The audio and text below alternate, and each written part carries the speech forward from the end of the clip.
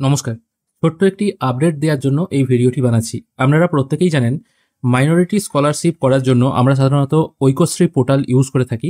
আমি এখন গুগলে ঐক্যশ্রী লিখে সার্চ করেছি। একদম যে প্রথম লিঙ্কটা এটাই সাধারণত ঐক্যশ্রী পোর্টালের লিঙ্ক হয়। আমি এটার উপর যখনই ক্লিক করছি আপনারা দেখতে পাচ্ছেন নতুন একটি ড্যাশবোর্ড ওপেন হচ্ছে। আগে কিন্তু এরকম ড্যাশবোর্ড থাকেনি। আগে ইনস্টিটিউট, স্টুডেন্ট এরকম আলাদা আলাদা করা ছিল। এখন কিন্তু সবকিছু একসাথে হয়ে গেছে এবং তার সাথে প্রথমেই কিন্তু এখানে ডিস্ট্রিক্টের একটা অপশন চলে আসছে। আমি যখন একটা ডিস্ট্রিক্ট এখানে সিলেক্ট করে যখনই কাজ করতে যাচ্ছি, মানে আমি ধরুন নদিয়া সিলেক্ট করছি, তারপর যখন আমি এখান থেকে সাবমিট অপশানে ক্লিক করছি তখন দেখাচ্ছে কিন্তু আন্ডার মেনটেনেন্স। তার মানে এটাই বোঝা যাচ্ছে যে ঐক্যশ্রী স্কলারশিপের যে পোর্টালটা আছে সেটা আপগ্রেড হচ্ছে বা ভবিষ্যতে ড্যাশবোর্ডটা হয়তো এরকম দেখতে হতে পারে।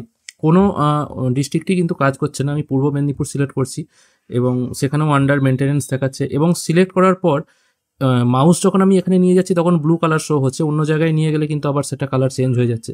সিলেক্টও যে ঠিকঠাক হচ্ছে সেটা আমার মনে হচ্ছে না। আপাতত এই ছোট্ট আপডেটটি দেওয়ার ছিল। মানে যারা এখন ঐক্যশ্রী স্কলারশিপ থেকে বিবেকানন্দ স্কলারশিপ বা মাইনরিটি ফর্ম ফিল আপ করতে চাইছেন তারা কিন্তু এখন করতে পারবেন না। এই মুহূর্তে কিন্তু এই পোর্টালের সমস্ত কাজই বন্ধ আছে। এই ছোট্ট আপডেটটি দেওয়ার ছিল। ধন্যবাদ।